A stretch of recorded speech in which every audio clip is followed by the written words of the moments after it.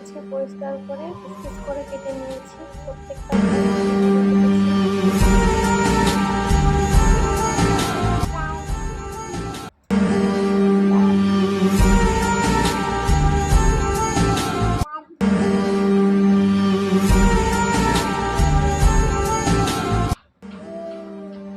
তারপর সেই মাছে কিছুটা আদা রসুনের পেস্ট, কিছুটা লবণ,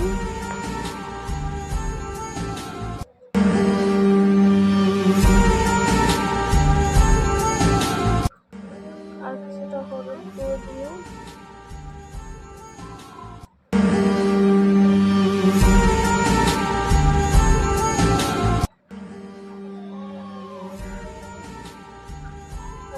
মরিচ গুঁড়ো দিয়ে পরিমাণ মতো দিয়ে সেটাকে মাখিয়ে নিতে হবে। তারপর গরম তেলে পেঁয়াজ